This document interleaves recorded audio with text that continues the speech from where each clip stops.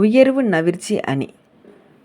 உயர்வு நவிர்ச்சி அணி அப்படின்னா ஒன்றை பற்றி மிகவும் உயர்த்தி அளவிற்கு மேல் மிகுத்து கூறுவது, அதாவது ரசனையுடன் உயர்த்தி கூறுவதே உயர்வு நவிர்ச்சி அணி ஆகும். இப்போ சாதாரணமான ஒரு விஷயம்தான், ஆனால் அதை ரொம்ப மிகைப்படுத்தி சொல்லக்கூடியது தான். ஒரு கவிஞன் வந்து மிகைப்படுத்தி சொல்லுவான், அது உயர்வு நவிர்ச்சி அணி. இதுக்கு எடுத்துக்காட்டு பார்த்தோம் அப்படின்னா, விண்மீன்கள் கேட்டால் அண்ணன்கள் பறித்து தருவார்கள். விண்மீன்கள் கேட்டால் அண்ணன்கள் பறித்து தருவார்கள். இதில் எங்கே உயர்வு நவிர்ச்சி அணி இருக்குது? ஆக்சுவலாக சொல்லக்கூடிய விஷயம் வந்து பாசம். ஒரு தங்கை மேலே ஒரு அண்ணன் வைக்கக்கூடிய ஒரு பாசம்தான். ஸோ பாசம்னு சொன்னோம் அப்படின்னா ரொம்ப சாதாரணமானது, அது இயல்பானது. ஒரு அண்ணன் வந்து தங்கை மேலே வைக்கக்கூடிய பாசம் ரொம்ப ரொம்ப இயல்பானது, சாதாரணமானது.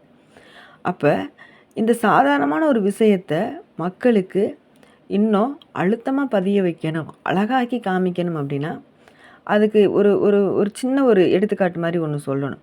அப்போ இதில் என்ன சொல்ல வர்றாங்க அப்படின்னா, எங்கள் அண்ணன் எப்படிப்பட்டவன் தெரியுமா, நான் விண்மீன் கேட்டால் கூட அதை பறித்து தந்துடுவான். எந்த கொம்பனாலையுமே விண்மீனை, வானத்தில் இருக்கக்கூடிய விண்மீன்களை பறிக்க முடியாது. அது எல்லாருக்குமே தெரியும், உலகம் அறிந்தது. விண்மீன்களை போய் யார் ஏறி போய் பறிச்சுட்டுலாம் வந்து இந்த தங்கச்சி வச்சுக்க அப்படின்னு சொல்லிட்டு யாருனாலையும் கொடுக்க முடியாது. இல்லை என்ன சொல்ல வர்றாங்க, தங்கச்சி என்ன ஆசைப்பட்டாலுமே அதுக்கு அண்ணன் வந்து மறுக்க மாட்டான். என்ன ஆசைப்பட்டாலுமே இதை நிறைவேற்றி வச்சிருவான் அப்படிங்கிறது தான் இதற்கான ஒரு மறைமுக பொருள்.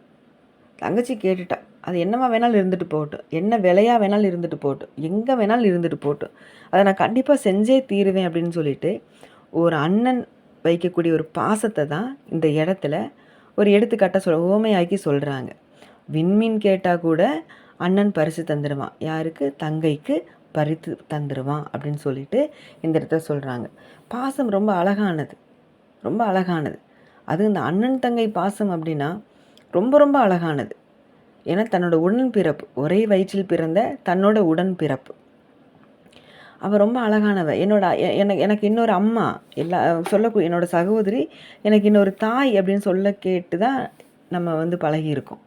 அப்போ தனது இன்னொரு அம்மாவாக, தனது இன்னொரு மகளாக இருக்கக்கூடிய அந்த தங்கை என்ன கேட்டாலுமே அதை நான் செஞ்சிருவேன் அப்படின்ற ஒரு அண்ணனோட பாசத்தை விளக்குவதாக தான் இந்த எடுத்துக்காட்டு இருக்குது. இன்னொரு எடுத்துக்காட்டு ஒன்று நம்ம பார்த்தோம் அப்படின்னா, கரையேறி மீன் விளையாடும் காவிரி நாடு. கரையேறி மீன் விளையாடும் காவிரி நாடு. இதில் காவிரி நாட்டோட வளத்தை பற்றி கூறுவது தான் இந்த வரிகள்.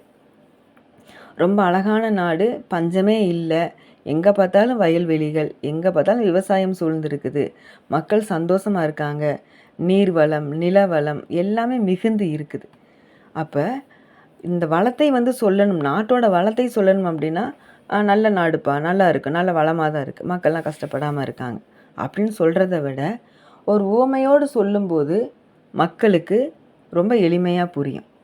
அந்த உவமை என்ன, கரையேறி மீன் விளையாடும் காவிரி நாடு.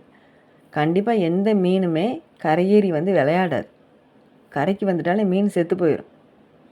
ஆனால் சொல்லும் பொழுது இந்த இடத்துல நீருக்குள் இருக்கும் மீன்கள் எல்லாம் துள்ளி கரையேறி வருது அப்படின்னு சொல்லி சொல்கிறாங்க. அப்போ நீர்வளத்தை பற்றி சொல்கிறாங்க, இன்னொன்று நிலவளத்தை பற்றி சொல்கிறாங்க. அப்போ நீர்வளம் எவ்வளோ இருந்தால் மீன்களோட எண்ணிக்கை அதிகமாக இருக்கும். அந்த மீன்கள் எல்லா மீன்களும் துள்ளி விளையாடும் போது இடப்பற்றாக்குறை அந்த இடத்துல ஏற்படுது. துள்ளி விளையாடுது, ஒன்றுக்கு ஒன்று மோதி விளையாடுது, உரசி விளையாடுது. தண்ணிக்குள்ளேருந்து மேலே எலும்பி வந்து விளையாண்டுக்கிட்டு இருக்கு. அவ்வளோ மீன்கள் பார்க்குறதுக்கு அழகாக இருக்குது. அப்போ மனசுக்குள்ளே முழுக்க ஒரு மகிழ்ச்சியோடு விளையாடும் போது அந்த துள்ளலும் அதிகமாக இருக்குது. அந்த துள்ளல் அதிகமாகும் போது என்ன ஆகுது அப்படின்னா, கரையில் வந்து விழுந்துருது. கரையில் வந்து விழுந்த மீன் சும்மா இல்லை, அங்கேயும் அங்கே இருக்கக்கூடிய அந்த வளத்தை பார்த்து ரொம்ப சந்தோஷமாக விளையாடுது அப்படின்னு வந்து இந்த இடத்துல சொல்கிறாங்க. கண்டிப்பாக இது நடக்காத ஒரு காரியம்தான் நான் இல்லையா. ஆனால் அந்த நாட்டோட வளத்தை பற்றி சொல்கிறதுக்காக இந்த இடத்துல கரையேறி மீன் விளையாடும் காவிரி நாடு அப்படின்னு சொல்லி இந்த இடத்துல சொல்கிறாங்க. இன்னொரு எடுத்துக்காட்டு கூட நம்ம பார்த்தோம் அப்படின்னா, நிலவினில் இருக்கின்ற களங்கத்தை இவளது பெருவிரல் துடைத்துவிடும் புதுயுக மகள் இவள். ஒரு புதுமை பெண்ணை பற்றி சொல்லக்கூடியதான். நிலாவில் இருக்கக்கூடிய களங்கத்தை கூட இவளோட பெருவிரல் துடைச்சிரும் அப்படின்னு வந்து சொல்கிறாங்க. அப்படி ஏன்னா இந்த இடத்துல ஒரு நிலாவில் இருக்கக்கூடிய கரையை துடைக்க முடியுமா? துடைக்க முடியாது. ஆனால் இவளோட தன்னம்பிக்கையை காட்டுது. ஒரு பெண்ணோட ஒரு தன்னம்பிக்கையை காட்டக்கூடியதாக எது இருக்குது அப்படின்னா இந்த எடுத்துக்காட்டு இருக்குது. அப்போ உயர்வாக சொல்கிறாங்க, உயர்வாக மிகுத்து சொல்கிறாங்க இந்த கவிதையில் கவிஞர். அதனால் இது உயர்வு நவிர்ச்சி அணி ஆயிற்று.